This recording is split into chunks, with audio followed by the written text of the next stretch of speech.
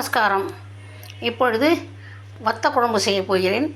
அதில் புரோட்டீன் அதிகமுள்ள பாதாம் பருப்பு, முந்திரி பருப்பு, நிலக்கடலை போடுவதால் புரோட்டீன் புளிக்குழம்பு என்று கூட சொல்லிக்கொள்ளலாம்.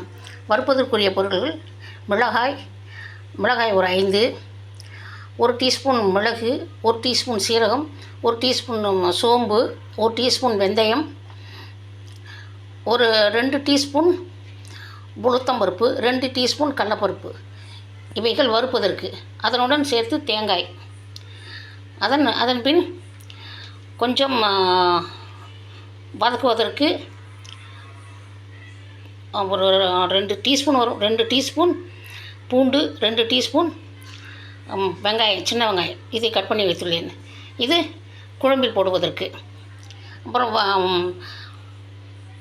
1 டீஸ்பூன் மணத்தக்காளி வத்தல், 1 டீஸ்பூன் வெங்காய வடகம், 1 டீஸ்பூன் மிதுக்கு வத்தல். சுண்ட வத்தலுக்கு பதில் மிதுக்கு வத்தல் போட்டிருக்கேன். இவைதான். அரைக்கும்போது தேவையானால் ஒரு தக்காளி போட்டுக்கொள்ளலாம், இல்லையென்றால் விட்டு விடலாம்.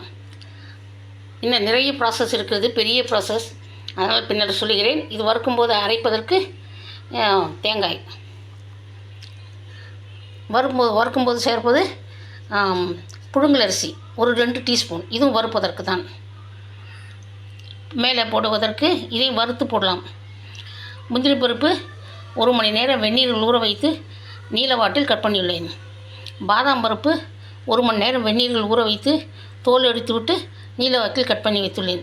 நிலக்கடலை வறுத்த கடலை தோல் எடுத்துவிட்டு போட்டு விடலாம். இவையெல்லாம் வறுத்து தான் போட வேண்டும். வகைகள் வறுத்தாகிவிட்டது. தாளிக்கும் பொருட்கள் தாளித்து வதக்கி வைத்தாகிவிட்டது. முந்திரி பருப்பும் பாதாம் பருப்பும் இனி போட வேண்டும். ஒரு எலுமிச்சை அளவு புளி ஊற வைத்துள்ளேன். 1 ஸ்பூன் எண்ணெய் விட்டு 1/2 ஸ்பூன் கடுகு, 1/2 ஸ்பூன் சீரகம் போட்டு வறுத்து கொண்டு, மிளகாய் ஒரு 4, பூண்டு, வெங்காயம் ஏற்கனவே காட்டியிருப்பேன் குழம்புக்கு என்று, அதுதான் போட்டு வதக்கி கொண்டிருக்கிறேன். இதிலேயே பாதாம் பருப்பு, முந்திரி பருப்பு, கடலைப்பருப்பு எல்லாம் போட்டு வதக்க வேண்டும்.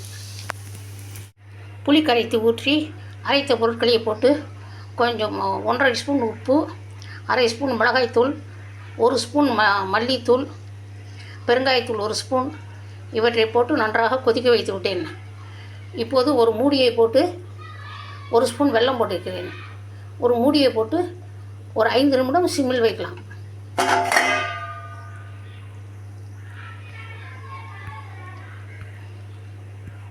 இப்போது 4 டேபிள் ஸ்பூன் நல்லெண்ணெய் விட்டிருக்கிறேன்.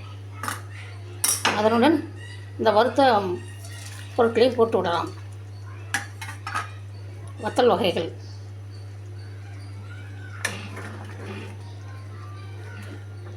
கடுகு தாளிக்கும் போது கருவேப்பிலை போட்டு விட்டேன். அவ்வளோதான், முடிந்து விட்டது. ஸ்டவ் ஆஃப் செய்துவிட்டு ஒரு 5 நிமிடம் வைத்து விடலாம். சுவையான வற்றல் குழம்பு, புரோட்டீன் புளிக்குழம்பு என்று சொல்லலாம். தயார்.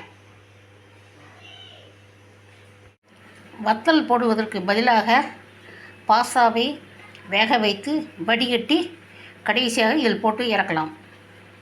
நான் ஏற்கனவே அது போட்டிருக்கிறேன். எனது சமையல் வித் விஜயா கதிரேஷ் என்ற இன்னொரு சேனலில் போட்டிருக்கிறேன்.